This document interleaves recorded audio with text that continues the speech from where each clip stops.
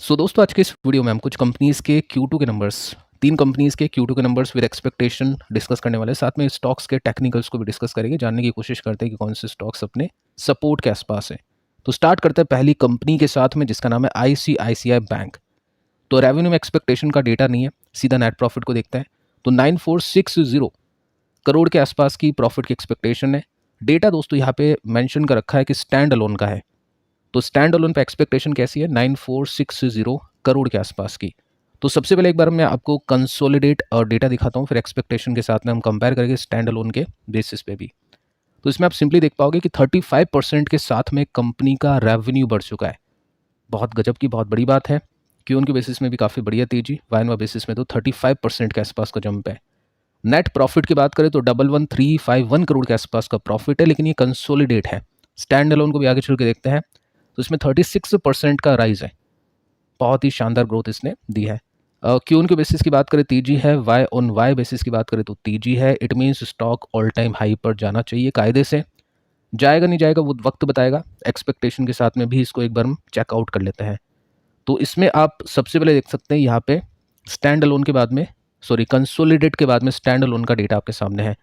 तो तकरीबन 9460 करोड़ के आसपास के प्रॉफिट एक्सपेक्टेड थे, लेकिन इसने इसको बीट करके 10,261 करोड़ के प्रॉफिट्स को डिक्लेयर किया है। तो नंबर्स बहुत कमाल के हैं, एक्सपेक्टेशन को इसने बीट किया है। तीन एनबीएफसीज हैं प्रॉपरली, जो अभी के समय वैसे तीन ये चार है, चोला का आइडिया नहीं है कितने परसेंट के साथ में बढ़ रही है, लेकिन जो तीन कंपनीज है 30% के साथ में जो ग्रो कर रही है, एक है बजाज फाइनेंस और एक है SBI कार्ड्स और एक है ICICI बैंक। सो ये जो तीन NBFCs नहीं, जो फाइनेंशियल कंपनीज है, ये 30% के आसपास ग्रो कर रही है।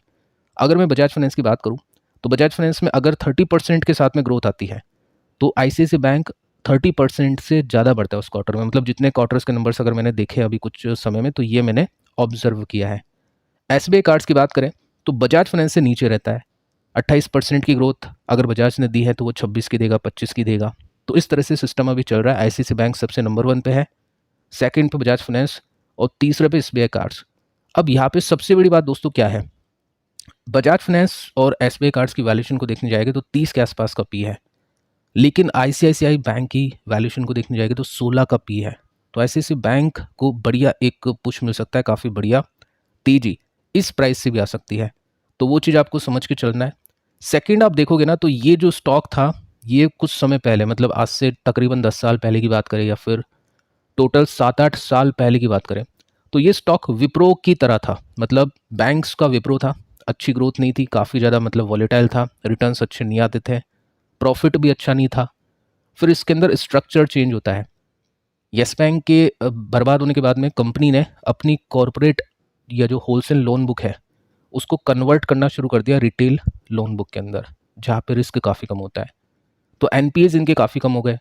एनपीएस कम होने के बाद में इसमें काफ़ी अच्छी तेजी आई। जैसे कि अभी भी आप देखोगे तो एनपीए का डेटा भी इसमें आपको सबसे नीचे दिखाई देगा, जो कि क्यू ऑन क्यू बेसिस में गिरा है, वाई ऑन वाई बेसिस में भी गिरा है। तो काफ़ी बढ़िया तरीके से कंपनी का स्ट्रक्चर चेंज हो चुका है, कंपनी का फंडामेंटल, ये कंपनी के फंडामेंटल्स चेंज हो चुके हैं।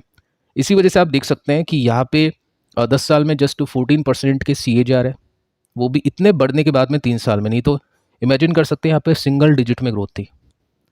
5 साल में 35%, 3 साल में 53%। तो ये अभी के समय काफ़ी बढ़िया परफॉर्म करा है।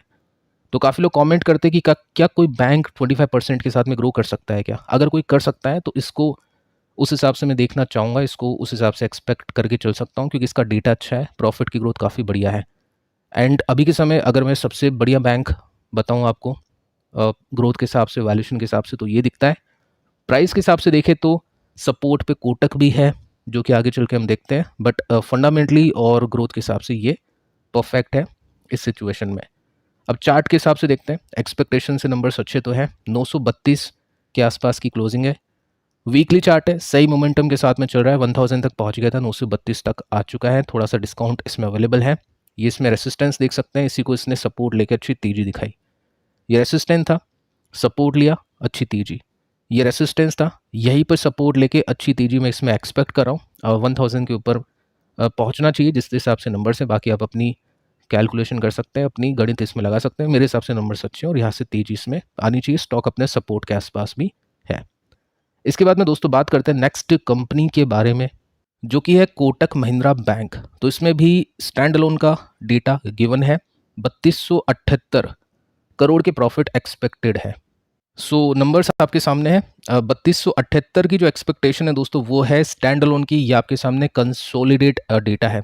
तो इसको एक्सपेक्टेशन के साथ में मत देखिएगा, आगे चल के देखते हैं। अब एक बार हम परसेंटेज वाइज जो ग्रोथ है उसको देखते हैं। तो सेल्स में कोटक ने आईसीआईसीआई से काफ़ी बढ़िया किया परफॉर्म, 37% के साथ में राइज है, उसमें थोड़ा सा कम था, बट दोनों कंपनीज ने काफ़ी बढ़िया परफॉर्म किया। क्यों उनकी बेसिस में तेजी, वाइनोवा बेसिस में तेजी, तो कंसिस्टेंसी है। प्रॉफिट की बात करें तो प्रॉफिट में आप देखोगे तो 24% के साथ में कंपनी का मुनाफा बढ़ा है। तो कोटक ने ग्रोथ वाइज आईसीआईसीआई बैंक से कम परफॉर्म किया है, लेकिन 25% की ग्रोथ बहुत कमाल की है। क्यों उनकी बेसिस में तेजी, वाइनोवा बेसिस में तेजी। अब यहाँ पर अगर मैं एक्सपेक्टेशन की बात करूँ तो 3278 करोड़ की एक्सपेक्टेशन थी स्टैंड अलोन बेसिस पे, और ये जो डेटा है आपके सामने स्टैंड अलोन बेसिस का है। तो 3278 की एक्सपेक्टेशन, 3191 का प्रॉफिट। इट मीन्स बोल सकते हैं एक्सपेक्टेशन से थोड़े से कंपनी के नंबर्स वीक हैं। तो वही चीज़ इसमें नोट कर सकते हैं, बाकी वैसे नंबर्स अच्छे हैं। सेकंड, एक और मैं आपको यहाँ पे पॉइंट बताना चाहूँगा, एक दिन पहले की न्यूज़ यानी कल की न्यूज़ है, जिसमें कोटक महिंद्रा बैंक को आरबीआई की हरी झंडी मिल चुकी है। सोनाटा फाइनेंस एक कंपनी है जो कि माइक्रो लेंडर है, इसको एक्वायर करेगा कोटक महिंद्रा बैंक 537 करोड़ में। तो इसकी वजह से भी काफ़ी बढ़िया पुश इसको मिलेगा आगे चल के माइक्रो फाइनेंस के अंदर। तो वो भी चीज़ आपको इसमें देखकर चलनी है। बाकी वैसे अगर मैं प्रॉफिट की ग्रोथ को देखूँ तो कंसिस्टेंट है, 20-25% के साथ में प्रॉफिट बढ़ रहा है। 20% की एक्सपेक्टेशन ऐसी कंपनीज से करके चल सकते हैं 10 ईयर्स में। 18-20% के आसपास की एक्सपेक्टेशन आईसीआईसीआई से थोड़ी अच्छी एक्सपेक्टेशन करके चल सकते हैं, क्योंकि बिजनेस चेंज हुआ है। तो यहाँ से ये जो मोमेंटम है हो सकता है बना रहे। अब बना रहने की एक्सपेक्टेशन काफ़ी हाई है, सो उस हिसाब से देख के इसको चलना है।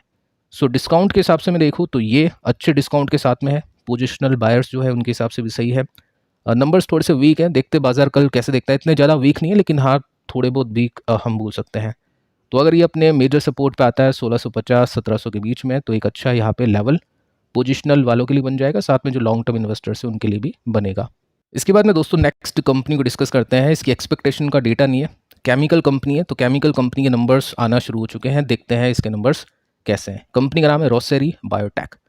तो फ्राइडे के दिन 1.77% ऊपर आकर इसने क्लोजिंग दी है।